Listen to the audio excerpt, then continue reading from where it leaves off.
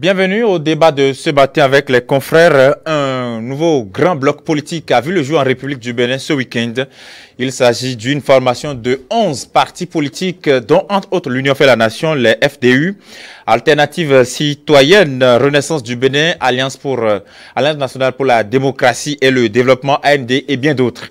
Quel sera l'impact de ce bloc politique sur l'animation de la vie politique nationale?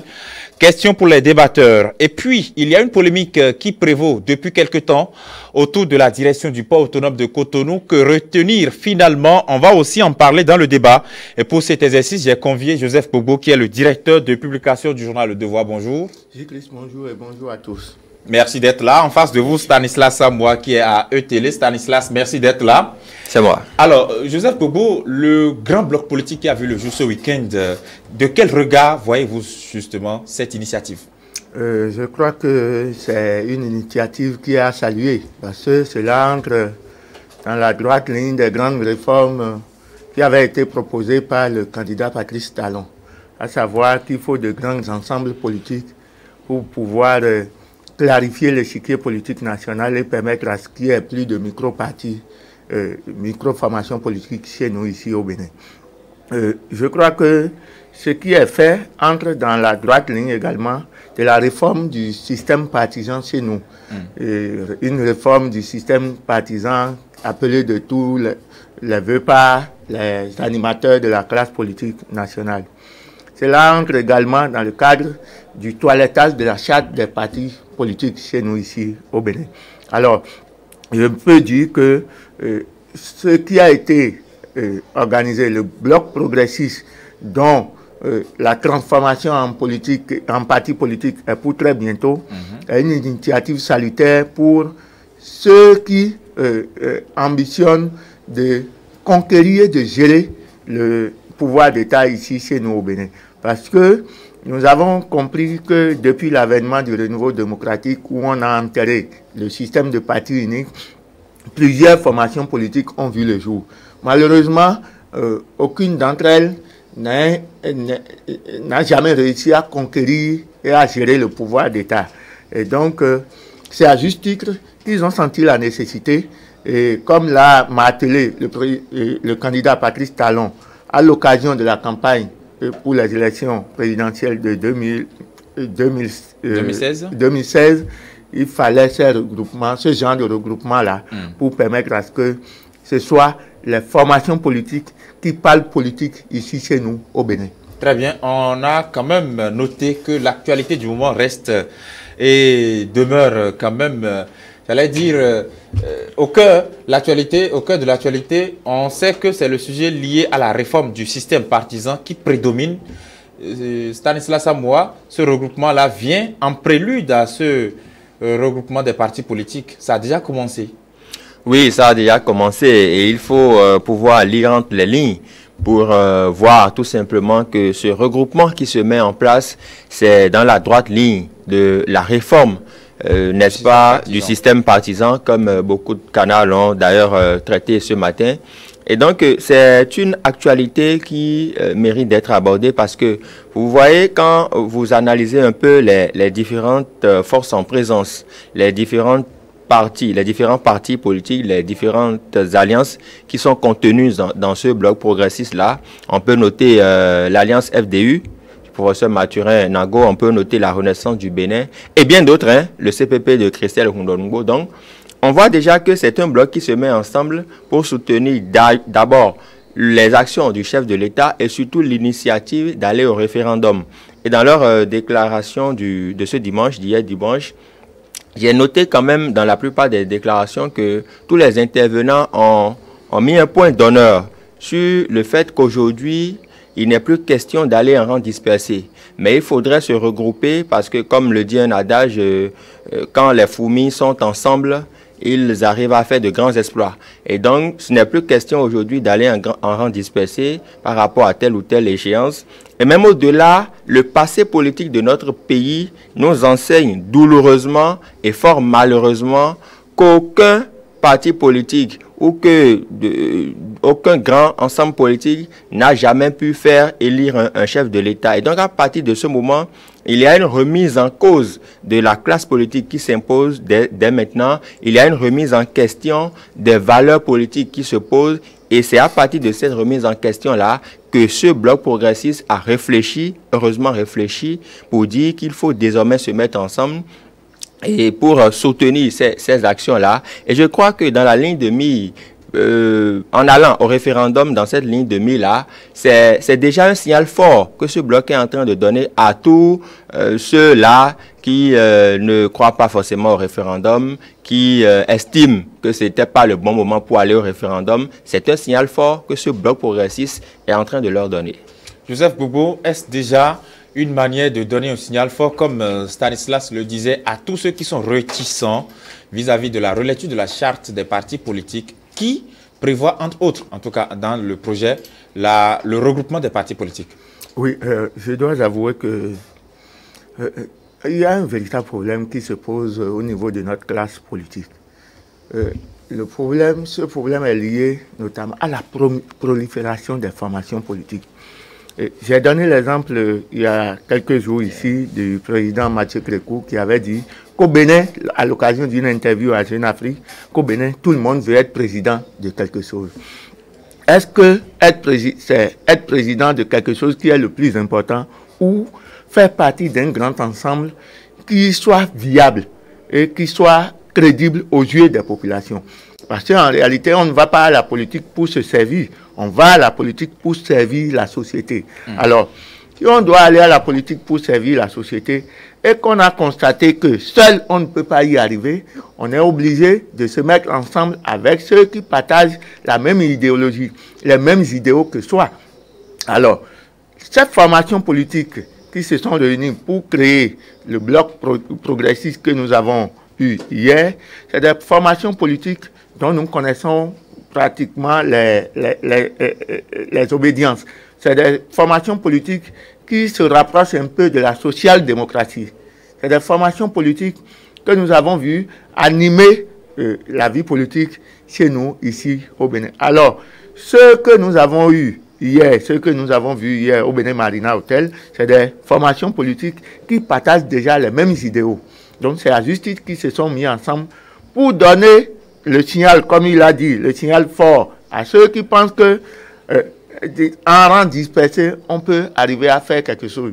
Ça, l'histoire récente, l'histoire politique récente de notre pays nous a démontré largement que les micro-formations politiques que nous avons n'arrivent pas à sortir la tête de l'eau. Même quand nous allons aux élections locales, aux élections législatives, nous constatons malheureusement que ces formations politiques n'arrivent pas à sortir la tête de l'eau.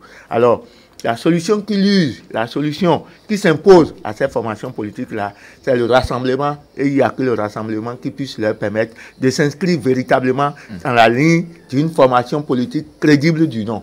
Une chose est quand même de se regrouper, mais l'autre chose est d'avoir des résultats aux élections. Stanislas, quel pourrait être l'impact de ce regroupement sur les élections prochaines?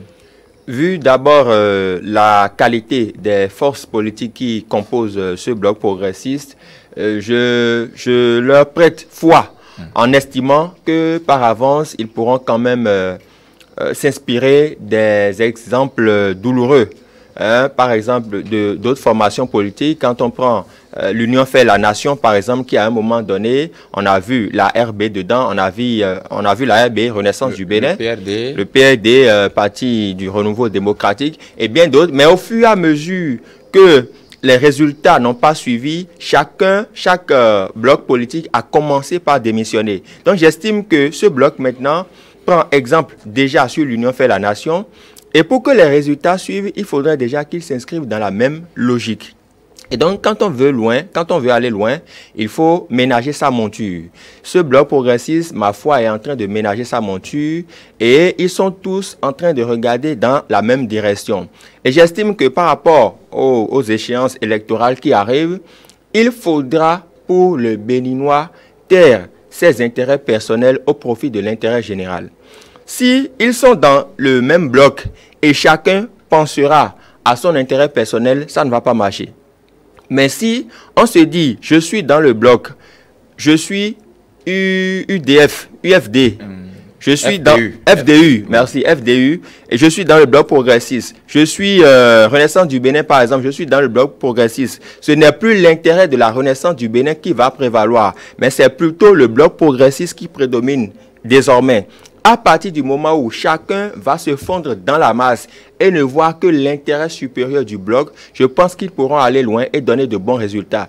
Mais dès lors que chacun sera là à faire des calculs politiciens, estimant que si FDU ne passe pas, RB ne passera pas, on entrera une fois encore dans des querelles de tranchées qui ne va pas les arranger. Donc j'estime pour ma part qu'ils ont pris exemple des passés douloureux d'autres regroupements qui n'ont pas forcément marché et qu'à partir de maintenant, ils vont pouvoir se mettre tous dans la balance au profit de l'intérêt général, de l'intérêt du bloc progressiste. Joseph Gbugbo, j'ai l'impression que ce regroupement-là présage quand même d'une liste pour les prochaines législatives. Avez-vous l'impression qu'ils feront un bon score? Oui, les résultats sont déjà là. Les résultats pour une formation politique, c'est déjà quoi? C'est déjà une bonne formation pour les militants. Secondo, c'est les résultats au lendemain des élections. Vous savez, dans le bloc progressiste, il y a déjà beaucoup de députés. Il y a des membres du gouvernement. Alors, les formations politiques dont sont issus ces députés et ces membres du gouvernement sont des formations politiques que nous avons vues par le passé sur le terrain et donc qui ont eu des résultats. Lorsque je prends par exemple l'Union fait la nation, elle existait il y a longtemps et je vous fais une confidence.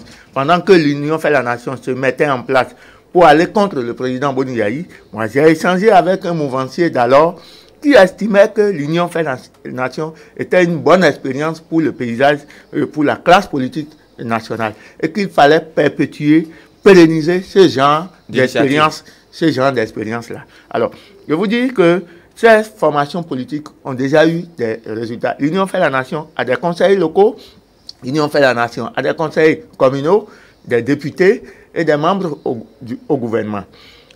Lorsque je prends par exemple Alternative Citoyenne avait un membre du gouvernement, au gouvernement, un de ses militants au gouvernement, Alternative Citoyenne a un député à l'Assemblée nationale, Alternative Citoyenne a des conseils communaux, des conseils municipaux et des conseils locaux.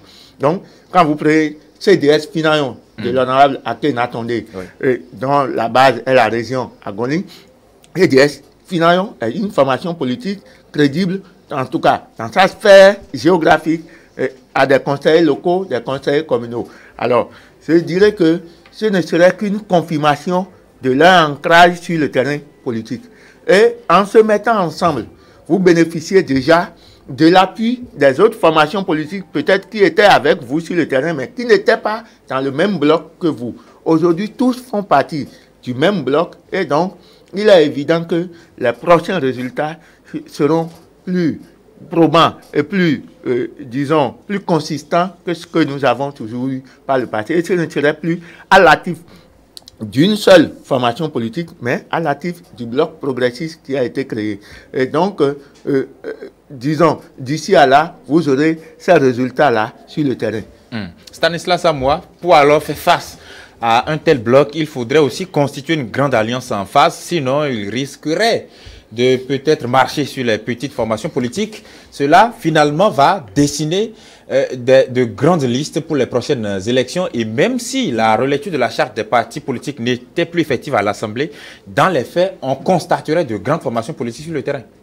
C'est d'autant plus vrai la question que vous posez qu'on ne peut pas assister de nos jours, si ce n'est que dans la Bible où David a eu le dessus sur Goliath. On ne peut plus assister de nos jours de façon physique comme ça, à moins qu'on nous démontre le contraire, et ce sur le plan politique, que David en arrive à battre Goliath. Et donc, si vous êtes un micro-parti, juste un mouvement politique, et vous voulez aller contre ce grand ensemble-là, une redoutable machine politique qui est en train de se mettre en place, il faut forcément vous allier aussi en masse. Il faut forcément faire un regroupement assez fort, assez puissant. Et moi, j'ai envie de voir ça. J'ai envie que le camp d'en face, par exemple, puisse faire la même chose.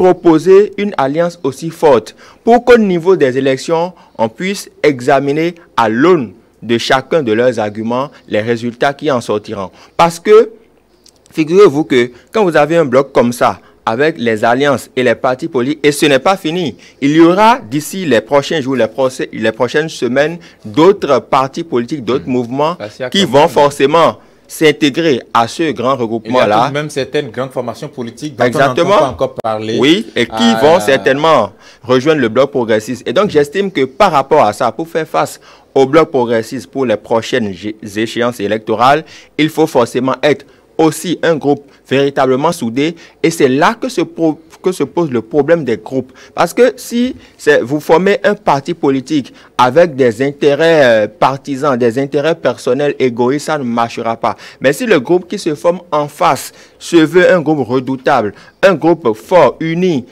tant dans la conscience que dans l'objectivité, je pense qu'ils pourront faire quelque chose. Et c'est sur le terrain que nous allons découvrir ce que ça va donner. Joseph, est-ce que la formation de ce bloc-là, le bloc progressiste, ne va pas entraîner la formation d'autres blocs également, certainement, pour leur faire face? Oui, bien évidemment, c'est le lieu de le dire. L'opposition au régime actuel a tout intérêt à resserrer les rangs pour pouvoir faire face à ce bloc-là. Et ce n'est pas le seul bloc de la mouvance. Il y a 3 grands ensembles de la mouvance qui sont en train de se mettre ensemble. Nous venons d'avoir la déclaration de constitution du premier, le bloc progressiste.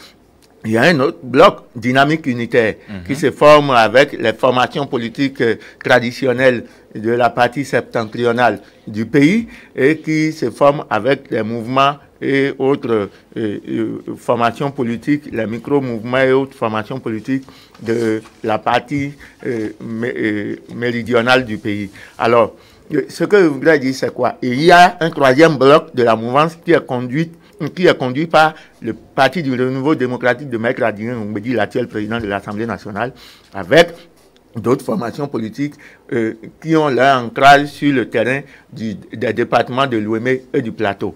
Alors, face à ces 3 grands ensembles politiques, il va falloir l'opposition, amenée par les forces Kori pour un Bénin émergent, qui ont beaucoup de députés à l'Assemblée nationale, amenée par l'USL du président du patronat, M. Sébastien Adiavon. Il va leur, avec le parti Restaurer l'espoir de l'ex-ministre, ex-député candidat Zanaï, il va falloir qu'ils resserrent les rangs. Sans quoi, ils seront en face d'eux un lion rugissant qui risque de les, un peu comme dans la forêt, qui risque d'avaler tous les petits animaux en face de lui. Alors, ce que je voudrais dire, c'est quoi? Que nous avons besoin, au plan national, sur le paysage politique, nous avons besoin de ces grands ensembles politiques pour qu'on n'ait plus à dire tel est président de telle formation politique, sans qu'il soit véritablement capable de nous dire ce qu'il voulait en allant créer son parti politique, pour qu'on n'ait plus des formations politiques dont les dossiers sont dans les véhicules ou dans les sacs à main de leurs géniteurs ou de leurs présidents. Nous avons besoin de ces grands ensembles politiques afin que la culture politique soit une réalité chez nous, ici au Bénin. Parce que nous avons des gens qui vont en politique juste pour bénéficier de postes au sein de l'appareil d'État, ce qui n'est pas normal. Nous avons des formations politiques qui naissent parce que le président a occupé des postes au sein de l'appareil d'État. Il a réussi à amasser suffisamment d'argent et donc il se découvre des talents de politiciens, ce qu'il n'avait pas appris par le passé. Il n'avait jamais milité dans un parti politique et du jour au lendemain, il se retrouve président de parti politique, ce qui n'est pas bien pour notre classe politique. Et c'est ça, en réalité, qui est la cause fondamentale de ce que, de 1990 à aujourd'hui, aucune formation politique n'a véritablement réussi à s'imposer au plan national.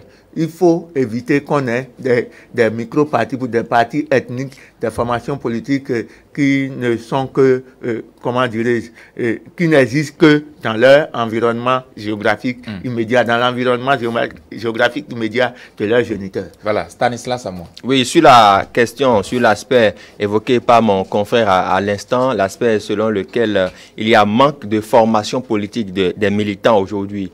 Et c'est heureux d'évoquer ça parce qu'aujourd'hui, quand vous remarquez qu'un parti politique est tributaire d'une région, d'une zone ethnique du pays, ça pose un problème. Quand vous remarquez qu'un président de parti politique est le papa et que ses fils sont tous membres du même parti, ces fils-là n'ont pas eu à acquérir des expériences politiques sur le terrain. Et vous aurez remarqué que parallèlement, lors de l'élection présidentielle de 2016, un parti politique au Bénin, que je ne voudrais pas nommer, mais tout le monde va s'y reconnaître, un parti politique au Bénin a été l'objet de son père fondateur. Même si le fils a pris le relais, les populations n'ont pas tellement cru en ce fils-là, parce qu'elles ont estimé que le papa seul portait la voix. Et justement, dans les unes, ça s'est traduit parce que c'est le candidat que le papa a soutenu et clamé haut et fort qui a été finalement élu. Donc, c'est pour dire que les partis politiques n'ont pas suffisamment de formation véritable à la base. Les fils sont jetés dedans comme ça parce qu'ils ont vu, ils ont grandi dedans, ils ont vu leur papa faire, ils croient qu'ils peuvent le faire. Non.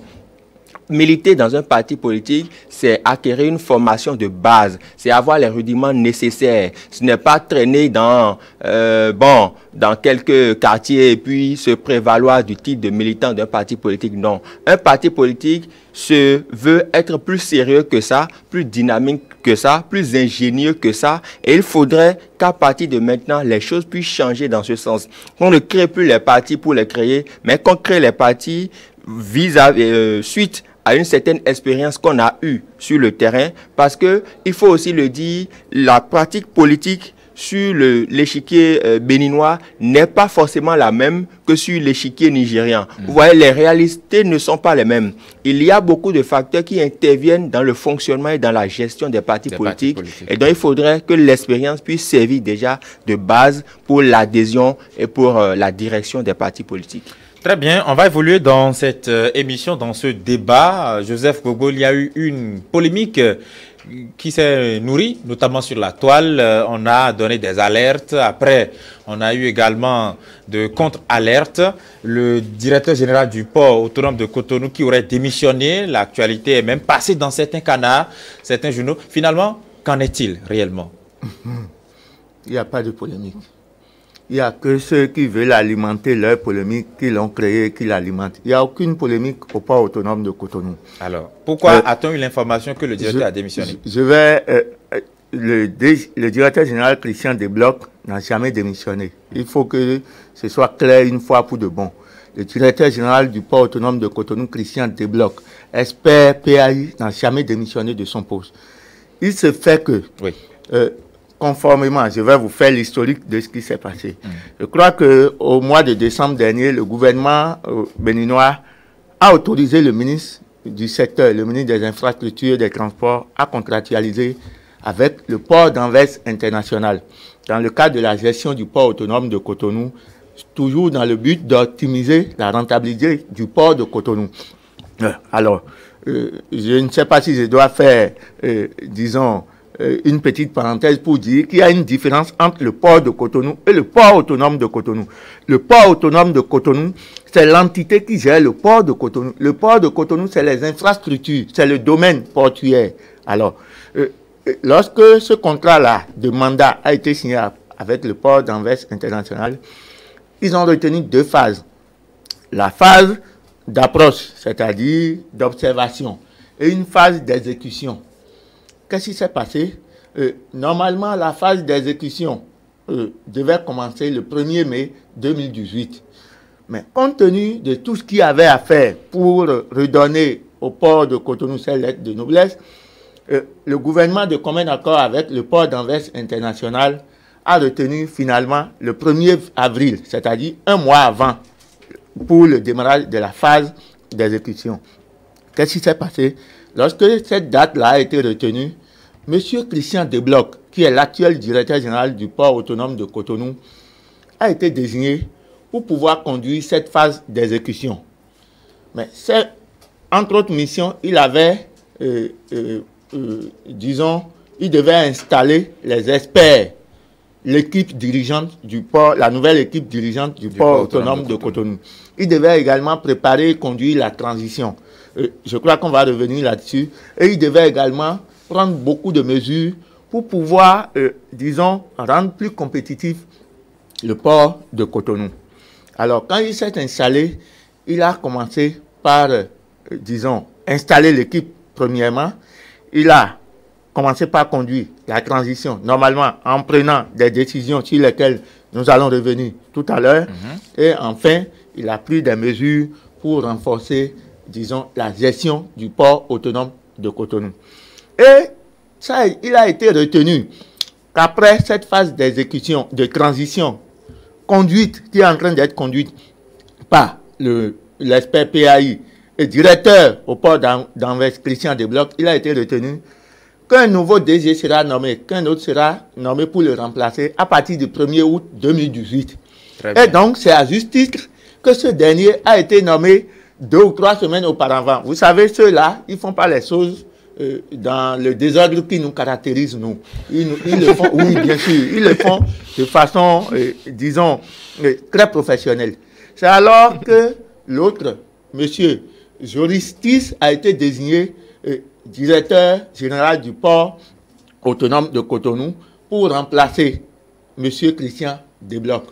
Ils le font comme ça, pourquoi? Parce que le nouveau directeur général doit prendre contact avec celui qui est là, afin que celui-ci lui, disons, le mette dans le bain de ce qu'il a à faire. Alors, je ne sais d'où est venue la polémique liée à la démission du DG Christian Desblocs. Voilà un peu l'historique par rapport à tout ce qui s'est passé. Stanislas, vous avez également lu certainement les publications sur les réseaux sociaux et Joseph Hugo vient un peu d'éclairer de sa lanterne nos différentes opinions, mais également et surtout les opinions des téléspectateurs. Justement, j'espère que également vous aussi, vous avez pu quand même observer la part de vérité de Joseph Bobo qui vient un peu comme pour éclairer les uns les autres.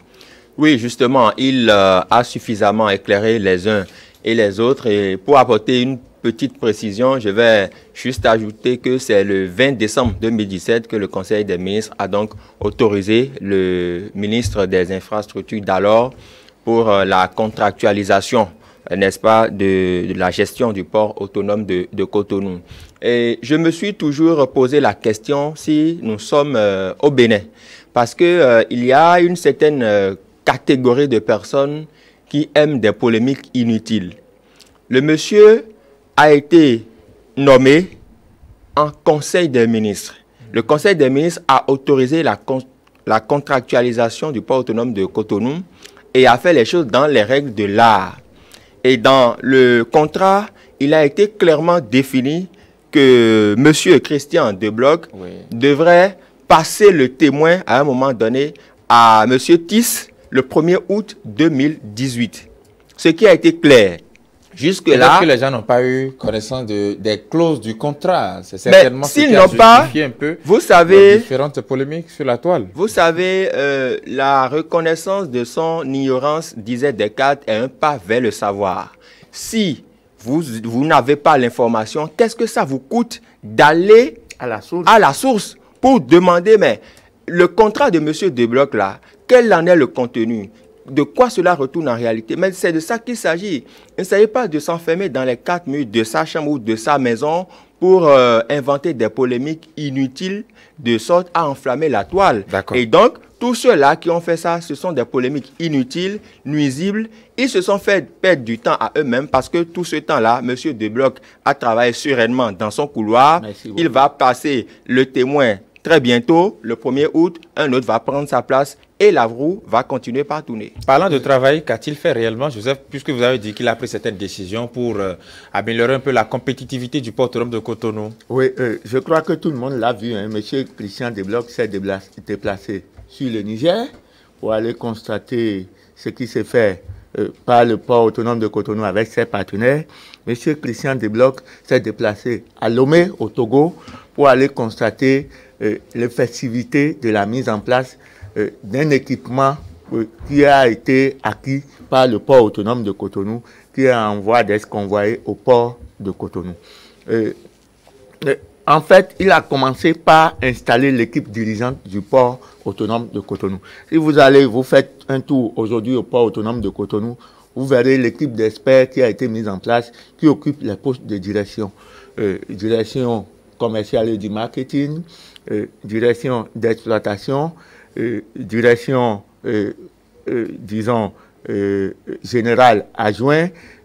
En tout cas, vous verrez, ils sont environ une dizaine, ça fait 8 au total experts qui ont été installés dans leurs fonctions et qui travaillent normalement avec les nôtres.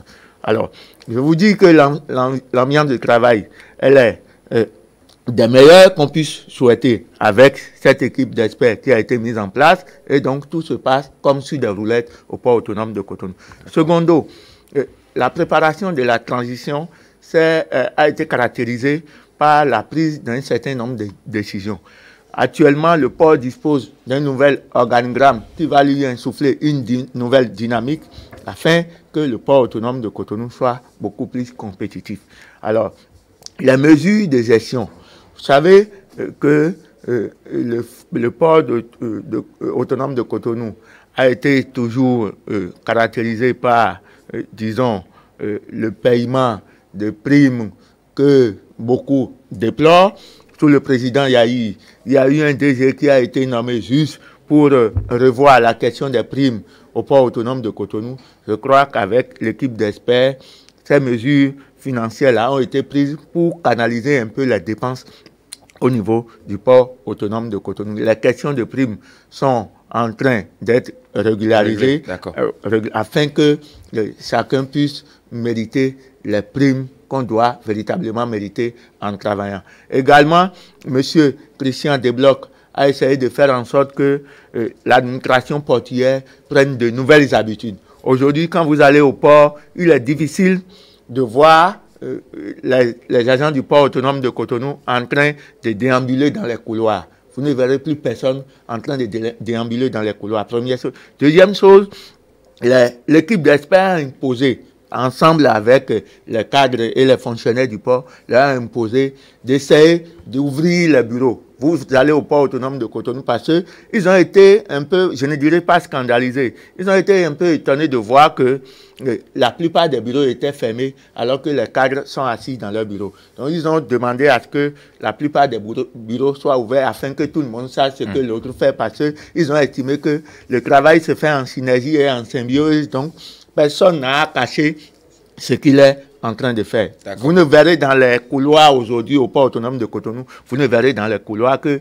les agents de liaison avec les parapheurs en train d'aller vers les directeurs pour les paraphes nécessaires. On retiendra, Stanislas, que la polémique ne doit plus continuer, elle n'a pas sa raison d'exister. L'essentiel, c'est que le DG actuel, Christian Desblocs, passe service le 1er août prochain et il ne s'agira nullement d'une démission.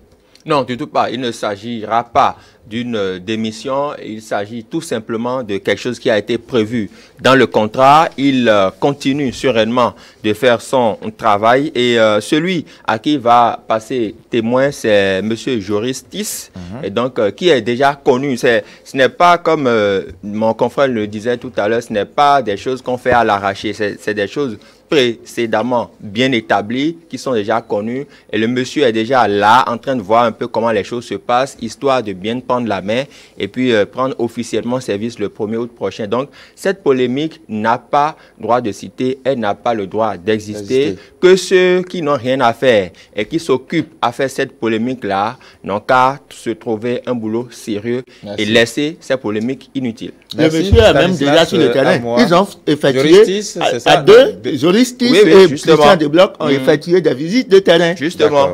Ils ont visité le domaine portuaire et donc ils sont tous les jours ensemble.